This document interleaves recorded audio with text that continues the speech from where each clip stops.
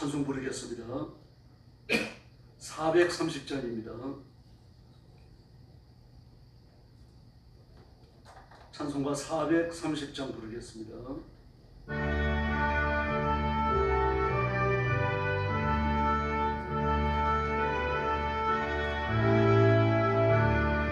주와 같이 길 가는 것 즐거운이 아닌가. 우리 주님 걸어가신 발자취를 밟겠네. 한 걸음 한 걸음 주 예수와 함께 날마다 우리 걸어가리. 어린아이 같은 우리 미련하고 약하나 주의 손에 이끌리어 생명길로 가겠네. 한 걸음 한 걸음 주 예수와 함께 날마다 우리 걸어가리. 꽃이 피는 들판이라 험한 골짜기라도 주가 인도하는 대로 주와 같이 가겠네. 한 걸음 한 걸음 주 예수와 함께 날마다 우리 걸어가리. 이선 지자의 녹같이 우리들도 천국에 들려 올라갈 때까지 주와 같이 걷겠네. 한 걸음 한 걸음 주 예수와 함께 날마다 우리 걸어가리. 할렐루야. 432장 부르겠습니다. 432장입니다.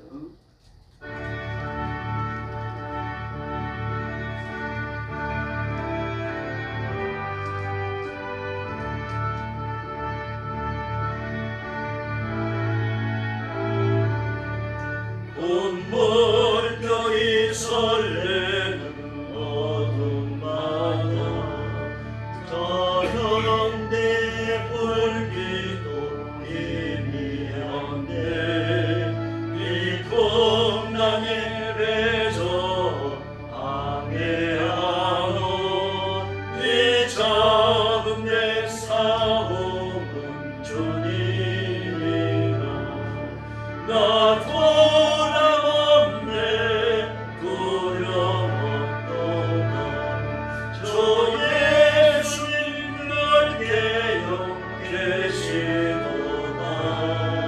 이 흉흉한 바다를 다 지나며 저 소망의 나라에 이루리라.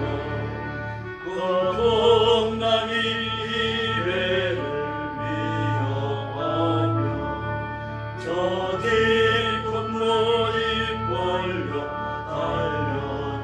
달려들면 이 바다에 노져 항해하는 이 작은 내 사움은 주님이라. 나 돌아오네 두려움 없도다. 주 예수님 넓게요 계시도다. 이 흉흉한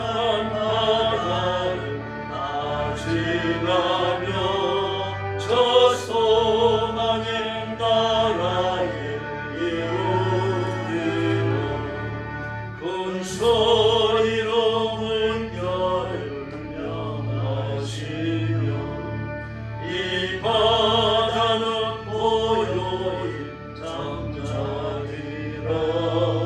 저 동력이 환하게 밝아올 때 나 주께 이 바다 건너가리. 나 돌아오네 돌아오네 주 예수님 날개여 계시도다. 이 흉흉한 바다를 감질하여 저 소망의 나라에 이르리라. 할렐루야. 머리 숙여서 신앙 고백하겠습니다. 나는 전능하신 아버지 하나님 천지의 창조주를 믿습니다. 나는 그의 유일하신 아들 우리 주 예수 그리스도를 믿습니다. 그는 성령으로 잉태되어 동정녀 마리아에게서 나시고 본디오 빌라도에게 고난을 받아 십자가에 못 박혀 죽으시고 장사된 지 사흘 만에 죽은 자 가운데서 다시 살아나셨으며 하늘에 오르시어 전능하신 아버지 하나님 우편에 앉아 계시다가 거기로부터 살아있는 자와 죽은 자를 심판하러 오십니다. 나는 성령을 믿으며 거룩한 공교회와 성도의 교제와 죄를 용서받는 것과 몸의 부활과 영생을 믿습니다. 아멘. 자비로우신 아버지 감사합니다. 오늘 이런 시간 주 앞에 나와 경배하며 찬양을 바치며 영광 돌리도록 은혜를 베풀어 주시니 감사합니다. 아멘. 오늘 아침 드리는 예배가 하나님께 기쁨의 산제사가 되며 저희에게는 축복의 예배가 되게 하여 주시옵소서. 아멘. 오늘도 땅 끝까지 이르러 복음 전하는 선교사님들과 주의 종들과 성도들을 기억하시고 눈동자처럼 지켜주시기를 원합니다. 하나님의 말씀을 전하며 영혼들을 만나 상담하며 복음을 전하며 선교하는 형제의 현장마다 하나님께서 함께 계시며 하나님의 살아계신 표적들을 허락해 주시옵소서. 아멘. 오늘 아침도 저희들이 말씀을 나눕니다. 하나님께서 권능을 베푸셔서 이 말씀을 듣는 중에 하나님의 음성을 깨닫고 하나님의 뜻을 깨달으며 하나님의 의지를 발견하고 하나님 앞에 순종을 결단하는 복된 시간이 되게 하여 주시옵소서. 예수님의 이름으로 간절히 기도 올리옵나이다. 아멘. 하나님 말씀 봉독하겠습니다. 고린도전서 15장입니다.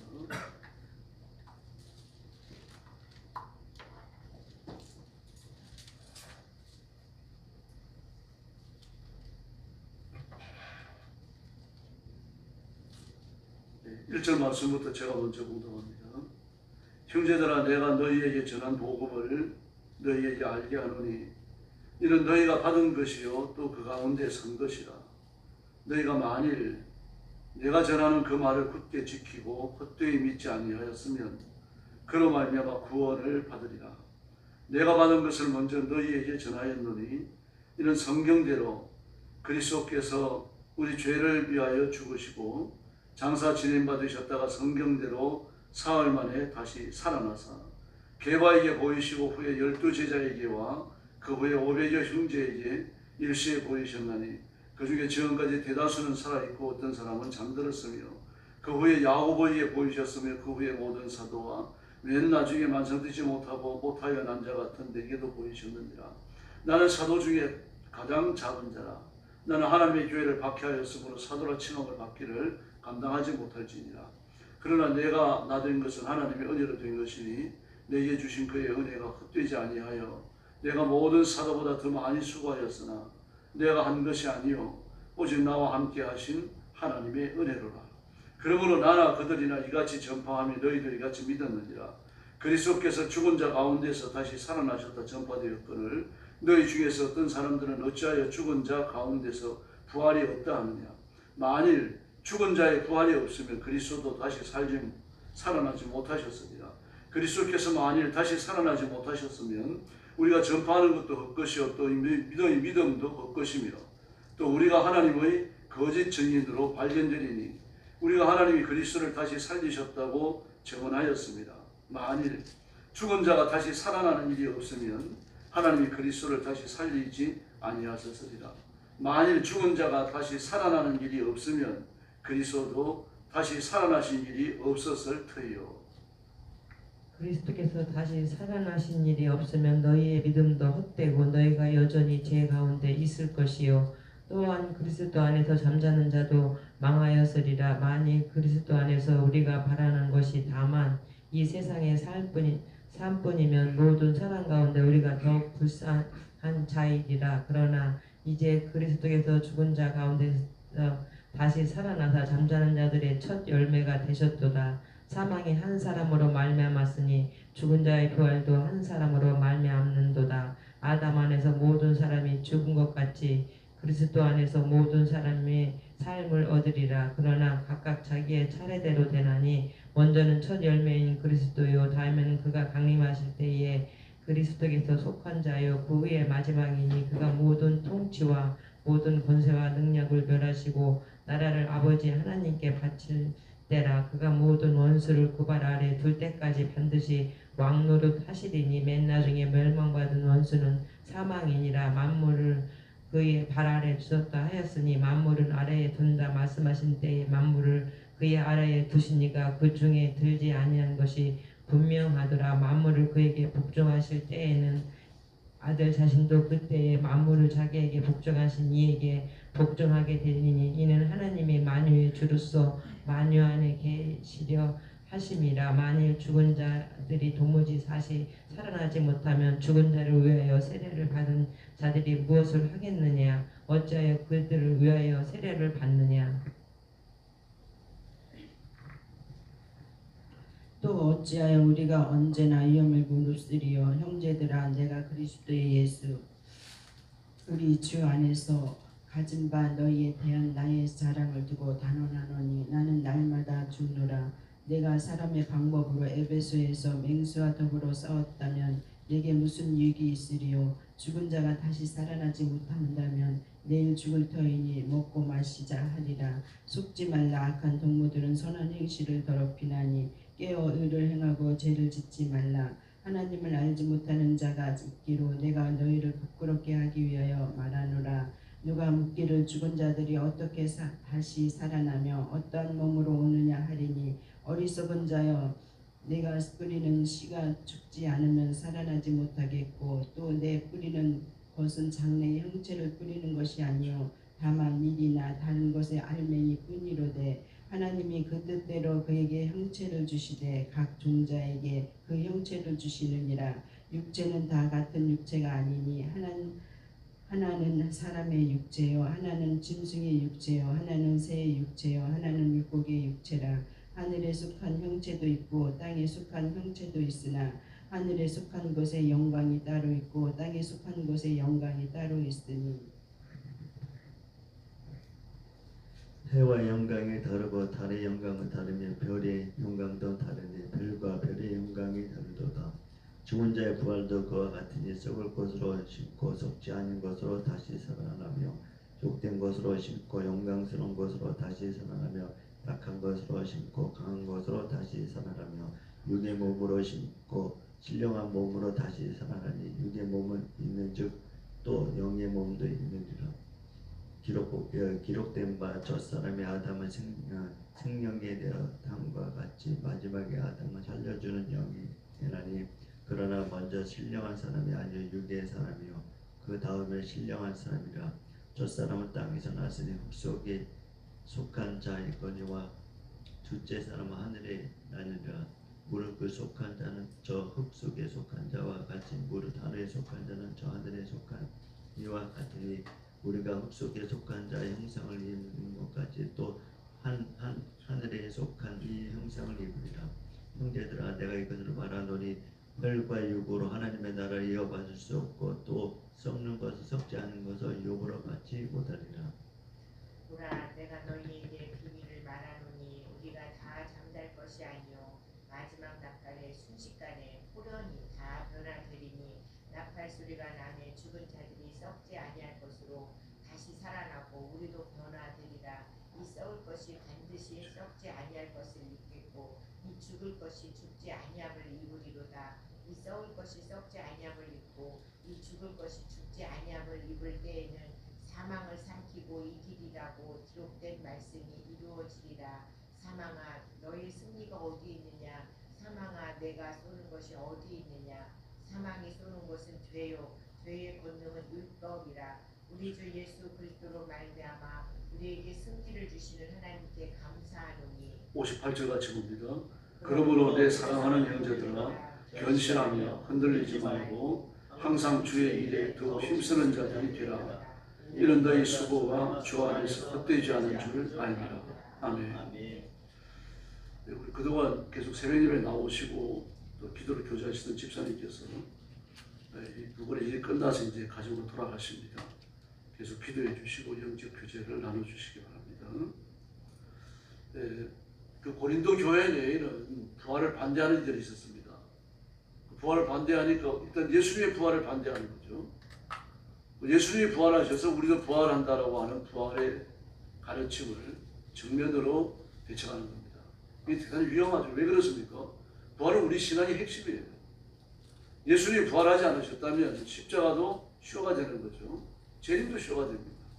다시 말해서 바울을 비롯해서 12사도들이 힘을 다하여 전도하고 말씀을 외치고 교회를 설립하고 가르치는 이 모든 일들이 가짜 위에 서 있는 거죠. 거짓 위에, 쇼 위에 서 있습니다.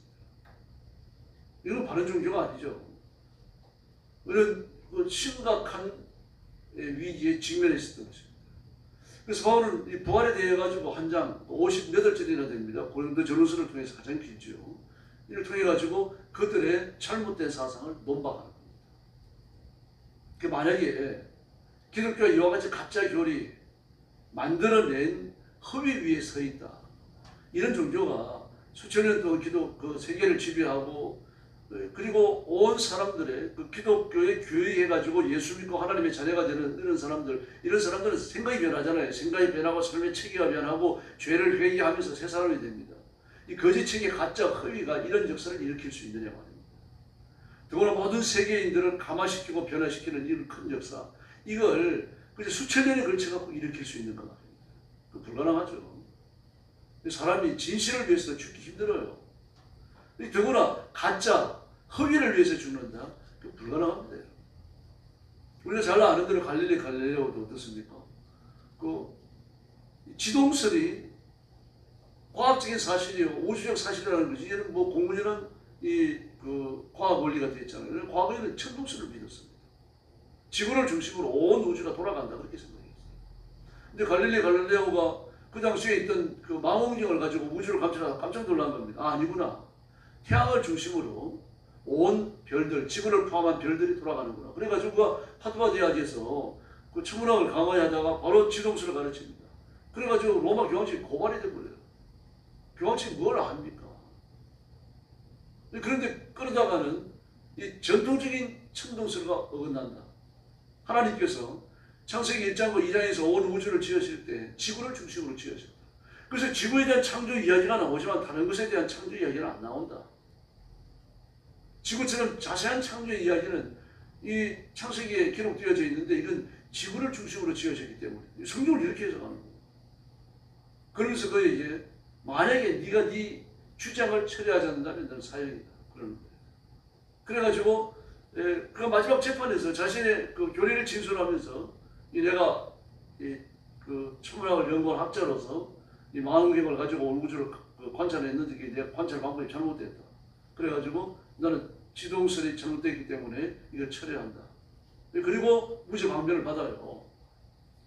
그리고 재판이 끝나고 나오면서 뭐라고 중얼거립니까? 그래도 지구는 도는데. 진리를 위해서도 못 죽어요, 사람이. 근데 허위와 가짜를 위해서 수천 년을 걸쳐가지고 줄줄이 생명을 내놓고 죽는다?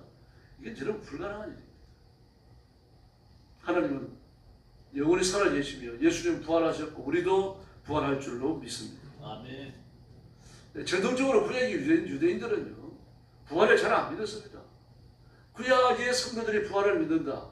이 특별한 은혜를 입은 사람들. 그 사람들은 사람이 죽으면 서울에 들어간다고 생각했습니다. 음부라고 번역되었습니다. 그래 이제 서울이라고 많이 바뀌었어요. 서울. 우리말로 하면 저승입니다. 서울은 존재하는 세계가 아니고 막연한 세계죠. 죽은 사람이 간다라고 하는, 유대인들이 죽은 사람이 간다라고 하는 막연한 세계가 서울이에요. 사람이 죽으면 거기에 들어간다. 그 다시는 못 나옵니다. 살아서 이 땅으로 못 돌아오지 못한다는 이야기. 유대인들은 그런 생각을 가지고 있었어요. 그런 체계를 가지고 있었어요. 이제 그러다가 그 예수님이 이 땅에 오시고 부활하시고 사도들의 부활에 대해서 적극적으로 이야기하고 막 이러면서 또 전통적으로 그 구약 유대인들도 부활 신앙을 가진 사람들이 적잖게 있었습니다. 뭐 이런 그 부활에 대한 신앙이 규합되어지면서 부활이 공공연한 기독교의 핵심 교리가 되어지고 이것이 그 저변에 알려지게 되는 겁니다. 기독교인들은 죽었다가 살아나는 부활을 믿는다. 이게 알려져 있었어요. 그래서 부활에 대해 이야기하는 것을 저들은 괴이한 것을 전파하는구나. 그렇게 오해를 받기도 했던 겁니다. 이것이 이제 부활에 대한 교리를 전파하는 것이 그 초기 기독교인들이 박해를 받는 원인 중에 하나였습니다. 왜 그렇습니까? 죽은 자가 살아난다라고 하면 귀신을 떠올리지 인격적 부활을 도저히 떠올리지 못합니다. 우리도 마찬가지예요. 이 자유주의 신앙이죠. 하나님의 말씀을 받았고 기독교의 그 하나님의 말씀 성경을 받았고 기독교 교리를 배웠고 체득하고 알고 있고 예수 믿어 구원받았고 부활이 있다는 걸 믿고 천국 간다는 것도 알고 재림이 있다는 것도 알고 영생한다는 것도 알아요. 그러나 실제로 죽은 사람이 살아났다 그러면 귀신을 떠올립니다. 그게 쉽기 때문입니다. 그 부활을 믿으려고 하면요, 필터링이 돼야 됩니다. 자기를 설득해야 돼요. 제가 여러 번 말씀드렸습니다만 돌아가신 할아버지가 살아서 돌아와서 집안에 계신다 그러면 아유 우리 할아버지 부활에 오셨는데 그러겠어요? 보고 기절하겠어요. 이게 사람입니다, 여러분. 기독교인이라고 해가지고 별 다를 게 없어요.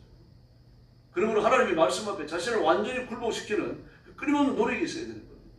하나님의 말씀을 부지런히 읽어야 하는 이유는요, 하나님의 말씀이 기억의 상층부에 자리하고 있어야 돼요. 우리 뇌의 상층부예요. 그래서 무슨 일을 만나든지 하나님의 말씀으로 즉각적으로 대응할 수 있어야 됩니다. 제가 뭐 자주 들은 예입니다만 지하철 가다가 아침에 출근하다가 발이 밟혔습니다. 그럼 어떤 일이 떠오릅니까? 도대체 어떤 새끼하고 돌아오기가 되게 쉬운 거죠. 그게 인간의 본성이에요. 그럼 하나님의 말씀을 읽고 하나님의 말씀을 기억의 상층부에 자리하고 있는 사람은요, 바로 생각을 바꿉니다. 복잡한데 그럴 수도 있지. 화내지 말자. 내가 참아야 되겠다. 이렇게 되는 거죠. 그런 갑작스러운 일을 만났을 때 우리 뇌는요, 거기에 대한 우리의 반응을 이끌기 위해 가지고 한꺼번에 700만 개의 뇌 세포를 뒤적거리면서 정보를 꺼내요. 그래가지고 우리가 거기에 합당한 결정을 하게 만드는데 0.003초밖에 안 걸립니다. 그러므로 하나님의 말씀을 부지런히 읽고 말씀을 따라 사색하고 말씀을 따라 결단하는 사람은 그게 습관이 되는 거죠. 그래도 육신을 설득하는 시간이 필요한 일들이 한두 가지가 아닙니다. 그래서 성경을 읽고 엎드려 기도해야 돼요. 날마다 자신을 돌아봐야 됩니다. 부활도 마찬가지입니다. 더구나 그 당시에 1세기적 당시에요. 1세기 당시에 서양이 온 세계를 서양 세계입니다. 동양은 이제 유교가 지배했지만요. 서양 세계를 지배하는 건 헬라 철학이에요. 로마가 지배했지만 로마도 헬라 철학에 지배를 받는 겁니다. 헬라 철학이요, 신비주의. 헬라의 신비주의에서요, 사람은 그 이원으로 생겼다고 생각합니다. 두 가지, 영혼과 육신. 육신은 악한데 영혼은 거룩하다고 봤어요. 그래서 육신이 소멸되고 육신이 해방되어지는 것을 최고의 선으로 본 겁니다. 근데 그 자체를 완전히 기쁨을 누리는 쾌락의 조건으로 보이기도 했어요. 살아서라도 잠시라도 육신을 떠나서 그 영적인 자유를 얻는 것을 최고의 덕목으로 본 겁니다. 그 유체에 달하는 말이 그 생겨 나오는 겁니다. 그래서 깊이 사색하게 되어지면 그 헬라 철학의 신비주의의 교리를 따라 깊이 사색하게 되어지면 영혼이 육신을 떠나는 것을 자신이 알 수 있다고. 이걸 최고의 선으로 봤고요. 그러므로 죽음도 최고의 선으로 들어가는 방편으로 보는 겁니다. 그런데 다시 죽은 영혼이 부활해가지고 부활한 육신 속으로 들어온다. 이건 헬라 철학에서 가장 악한 일 중에 악한 일. 이 지식인들은 이런 사고를 가지고 있었어요. 그런데 예수님의 부활이 역사적 사건으로 대두되는 겁니다. 그 사실을 가지고서 기독교인들이 가는 곳마다 부활에 대해서 이야기하는 거예요. 그러므로 그 사회는 지식인을 중심으로 뒤집어질 수밖에 없어요. 기독교는 사교로 보는 거죠. 건전하지 못한 종교로 봐왔던 겁니다. 이런 영향력을 고린도 교회가 받고 있었습니다. 그래서 돌아가지고 예수님의 교동적 가르침을 다 받아들입니다. 다 받아들이고 예수님의 부활에 대해서 기독교인들이 부활한다는 사실에 대해 갖고는 받아들이기 어려웠던 거죠. 여기에 대한 강렬한 논박이 고린도전서 15장입니다. 예수님 부활하신 줄로 믿습니다. 아멘. 8절 말씀에 보니까 예수님께서 부활하신 이후에 어떻게 하면 그 4절 이하에서 게바에게 12에게 500의 형제에 보내셨는데 500의 형제 중에 대다수가 지금까지 살아있다고 말합니다. 물론 그 중에 어떤 사람은 죽었죠. 잠들었다고 말합니다. 야고보에 나타나셨고 모든 사도에게 나타나셨고 맨 나중에는 발사도에 나한테도 나타나셨고, 그래서 나는 부활의 예수님을 사도들 중에 가장 꼬레비로 만났기 때문에 나는 사도들 중에 가장 작은 사도다. 그런데도 불구하고 다른 사도들보다 나는 일을 많이 했다. 그래도 내가 자랑할 게 없는 것은 나의 나된 것은 하나님의 은혜다. 약한 것을 들어서 강한 자를 부끄럽게 하시는 분이 예수님입니다. 네, 이 원리를 지금 배경에 깔고 있는 거죠. 그래서 나는 부활에 관하여 말할 수밖에 없다라고 말합니다. 그러면서 12절 이하의 말씀에서요, 바울은 그리스도의 부활을 보고도 부활이 없다고 말하느냐, 강력한 이렇게 질문을 던집니다. 그리고 이 질문에 대한 그 대답으로서 예수님이 부활하셨고 우리도 부활한다라고 하는 논리적으로 설명하는 게 13절 이하입니다. 이 바울의 의견이죠. 죽은 자의 부활이 없다면 예수님도 부활하지 못하셨다는 얘기입니다. 무슨 말입니까? 예수님이 부활하신 건요, 예수님이 진짜라는 얘기, 진짜 메시아라는 얘기예요. 아멘.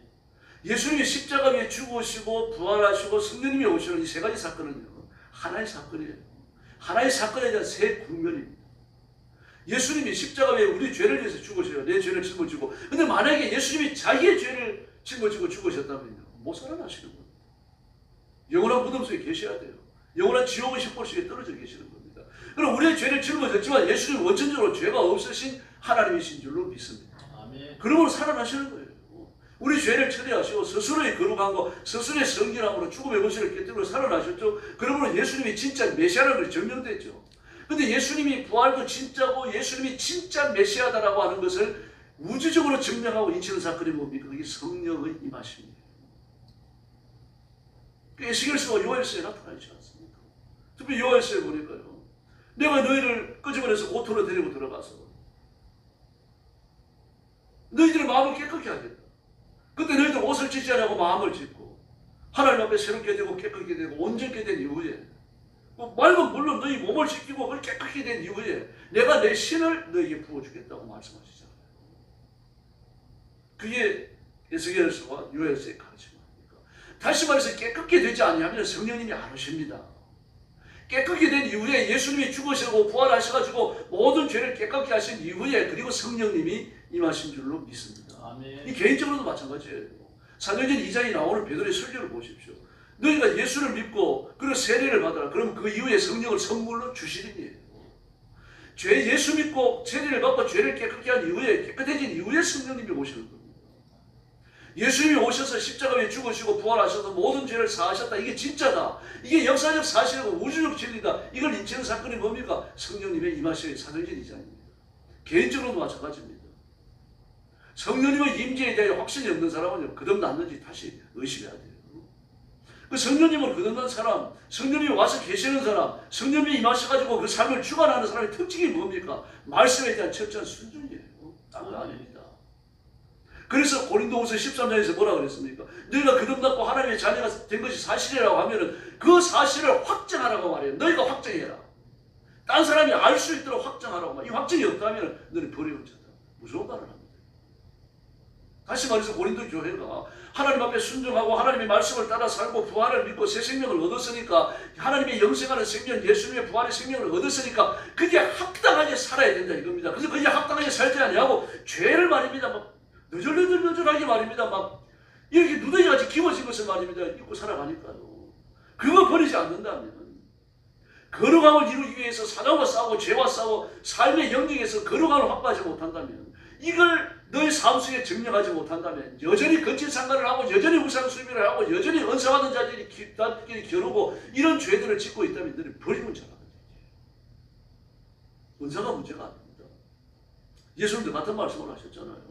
어떤 사람들이 예수님께 와서 말합니다. 예수님, 저희가 예수님의 이름으로 귀신도 쫓아내고 막 이렇게 그 병자도 고치고 능력을 행했습니다. 그랬더니 뭐라 그러십니까? 내가 너희를 도무지 모른다고 했습니다. 도무지 모른다. 모른다 이 말이 무서운 말입니다. 지금 보니까 모른다 그런 뜻이 아니에요. 그 헬라어 문법을 보면 현재 분사가 쓰였습니다. 그게요. 너희들이 기적을 행하는 그때도 몰랐고 지금도 내가 너희를 모른다는 얘기입니다. 가룟도와 같이요. 기적을 행하고 병자를 고치고 악한 영들을 쫓아내고 그리고 그렇게 능력을 행하다가 지옥에 가는 거예요. 그들이 뭐가 없었으면 확증이 없었어요. 예수님의 이름 앞에 말씀 앞에 굴복하는 확증이 없었다는 이야기입니다. 그 확증 중에 하나가 뭡니까? 부활을 믿는 겁니다. 부활을 못 믿는데도 은사가 임합니까? 임하죠. 가룟 유다를 보세요. 가룟 유다가 큰 표적이에요, 여러분. 그건 가짜입니다. 진실한 자가 아니에요. 그런데도 성령께서 그를 통해 역사하셨어요. 고레스를 보십시오. 하나님께서 고레스를 뭐라고 불렀어요? 나의 사자라고 불렀어요. 내 목자라고 불렀어요. 근데 그는 하나님을 섬기는 사람입니까? 아닙니다, 여러분. 나중에 믿어요. 나중에. 그 짐승이 됐다가 돌아온 다음에 그 다음에 믿어요. 그 하나님의 능력을 받아가지고 이스라엘 백성들을 처단하고 온 유럽을 막 짓밟으면서 말입니다. 그 1300만 넘었으면요 중국도 아시아도 촉토화됐을 겁니다. 1300을 못 넘었어요. 너무 높아갖고요. 그 유럽을 정복하는 겁니다. 유럽을 자기 말발꼬발에 두죠. 이 큰 역사가 하나님의 능력으로 임한 것인데도 불구하고 그건 몰라요. 그 자신이 짐승이 돼갖고 짐승 노릇한 이후에 충명이 떠나간 이후에 그리고 충명이 새롭게 왔을 때 그때 비로소 깨달아요. 아, 이 충명을 주시는 분, 이 능력, 권능, 온 세계를 짓밟는 능력이 하나님께로 들어왔고요. 그때 믿어요. 여러분, 그리고 능력이 현혹되지 마시기를 바랍니다. 아멘. 예수님께 현혹되셔야 돼요. 그 아멘. 능력이 필요 없습니까? 필요 있습니다. 여러분. 병고치는 은사 구하시고 방언의 은사 구하시고 통변의 은사 구하시고요. 악한 영들을 쫓아내는 능력의 은사 구하셔야 돼요. 그 은사 받으시고 무장하시기를 바랍니다. 아멘. 이 마가복음 16장에서 뭐라 그럽니까? 따르는 표적으로 복음을 확실히 전하리라고 했습니다. 확실히 전하리라. 저를 위해서도 계속 기도하시는 줄 압니다만 우리 교회 목사님을 통해서도 좀 병 고치는 역사가 일어나고 악한 영들이 쫓겨나가는 역사가 일어나게 해주십시오. 우리 기도해 주십시오. 하나님 살아계시고 그런 역사들을 통해서 강력한 복음이 전해질 줄로 믿습니다. 아멘. 그래서 오늘 그 20절 이하의 말씀에 보니까 뭐라 그럽니까? 20절과 23절에서 예수님 부활의 첫 열매라 불렀어요. 부활의 첫 열매. 첫 열매라는 얘기가 뭡니까? 첫째 열매, 두 번째 열매, 세 번째 열매 순서를 따지는 게 아닙니다. 이스라엘 백성들은 첫 열매 하나님께 바쳐야 되니까 어떻게 첫 열매인지 압니까? 그러니까 첫 열매가 열리면요 그걸 계산을 합니다. 첫 열매가 열리는 시기가 되어지면요 나무를 주시해서 봐요. 주시해서 본 다음에 뭐 10개, 20개 첫 열매라는 표시로서 끈을 매놓습니다. 붉은 끈을 매놓습니다. 저보다 붉은 끈을 매는 건 아닙니다만 끈을 매놓습니다. 뭐 첫 열매입니다. 그래서 그 첫 열매를 유심히 봅니다. 10개, 20개 해놓고 표시해놓고요. 왜 그렇게 많이 표시해놓습니까? 그게 여러분 영양이 부족하면 떨어질 수도 있고 바람 오면 떨어질 수 있고 비 오면 떨어질 수 있어요. 근데 하나 표시해놨다 똑 떨어져 버렸습니다. 뭐 어떻게 할 겁니까? 아이고 하나님께 떨어졌네. 할 수 없지 뭐. 내가 몽땅 먹습니까? 그런 죄를 짓지 않기 위해서 여러 개를 표시해놔요. 그리고 이제 그 10개, 20개를 표시해놨는데 안 떨어지고 10개, 20개가 다 있다 그러면요. 그 중에서 가장 싫어하는 것을 하나님 앞에 드립니다. 그 첫 열매. 그러면 첫 열매가 맺히는 것은 뭐 두 번째, 세 번째, 네 번째 자꾸 열린다 그런 뜻이 아닙니다. 물론 그런 뜻도 있습니다만 큰 방식이 뭡니까? 반드시 열린다는 얘기예요. 반드시 열린다는 얘기입니다. 첫 열매 하나가 딱 열리고 말면요. 첫 열매 두 개만 딱 열리고 말면요. 하나님 드리겠습니까? 내가 다 따먹어버려야죠. 내 배도 지금 뭐 완전 배고픈데요. 나무 전체가 열매를 그득 찰 걸 안다는 이야기입니다. 그리고 열매는요. 적당한 시기가 되면 한꺼번에 여러분 물론 뭐 일시에 뭐 같은 시간에 되면 확 열리는 건 아닙니다만 같은 시기에 다 열려요. 부활이 그렇다는 이야기입니다. 여러분. 예수님을 믿는 사람은 오늘 본문에 나오잖아요. 하나님의 때, 예수님의 때, 하나님의 나팔이 울려 퍼질 때 그때 우리가 일시에 부활한다고 말합니다. 일시에 부활한다. 한꺼번에 부활하는 겁니다. 열매가 한꺼번에 있는 것처럼. 그러면 예수님을 첫 열매라고 말할 때요. 우리는 반드시 부활할 줄로 믿습니다. 아멘. 이 부활이 당했습니다. 이를 꺾을 수가 없는 거죠. 그래서 여러분 이 고린도서 15장을 깨닫는 마음으로 읽으면 정말 놀라게 돼 있어요. 혀를 내두르게 돼 있어요. 참 바울이 이런 사람이었구나. 이렇게 돼 있습니다. 여러분 부활을 믿으시니 감사합니다. 앞으로도 부활을 믿으시길 바랍니다. 아멘. 그리고 복음을 전할 때 부활에 관한 이야기가 나오게 되면 부활을 자신 있게 이야기하셔야 됩니다. 당신도 부활합니다. 부활한 이후에 천국까지 지옥 갈지 그게 지금 예수 믿는 거와 관련이 있습니다. 그 이야기 할 수 있어야 됩니다. 그래서 부활을 전하는 걸 두려워하지 마시고 부활을 자랑하는 그리스도인, 부활의 능력으로 살고 부활의 본능을 드러내는 힘 있는 성도들이 되기를 예수님의 이름으로 축원합니다. 기도하겠습니다. 자비하신 아버지 감사합니다. 그동안 하나님이 사랑하시는 귀한 집사님을 우리 교회 세변집에 나오게 해주시고 함께 기도하고 은혜 받게 하셨으니 감사합니다. 집사님의 남은 생애에 복을 주시고 하나님의 의를 향하며 열심히 선교하며 그리고 맡긴 사명을 따라 하나님 앞에 충성을 다하고 하나님의 복을 받아 장대한 가정을 누리는 귀한 종이 되게 하여 주시옵소서.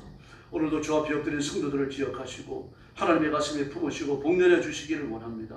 먼저 내 가슴에 부활의 생명이 주어졌으니 감사합니다. 부활의 지식을 주시고 부활에 관한 믿음이 쇠하여지지 않게 하셨으니 감사합니다. 앞으로 부활을 자랑하고 부활을 자랑스럽게 드러내서 사람들에게 전하고 전달하고 그리고 이야기할 수 있도록 역사해 주시옵소서. 부활을 전하는데 부끄러워하지 않게 하시고 부활에 관하여 이야기하는데 주저하지 아니하도록 믿음의 용기를 허락해 주시옵소서. 부활이 그리스도의 예수님을 믿고 예수님을 따르고 예수님을 의지하는 이 우리 기독교의 핵심 교리인 것을 깨닫고 이 부활의 교리가 침해되는 곳에서는 내가 언제든지 일어나 부활을 변호할 수 있도록 하나님께서 역사해 주시옵소서. 오늘 시간도 기도하러 왔습니다. 저와 성도들에게 기도의 세계 힘주시고 기도의 능력을 부어주시기 원하옵고 예수님의 이름으로 간절히 기도 올리옵나이다. 아멘. 주기도 드리겠습니다. 하늘에 계신 우리 아버지, 아버지의 이름을 거룩하게 하시며 아버지의 나라가 오게 하시며 아버지의 뜻이 하늘에서와 같이 땅에서도 이루어지게 하소서.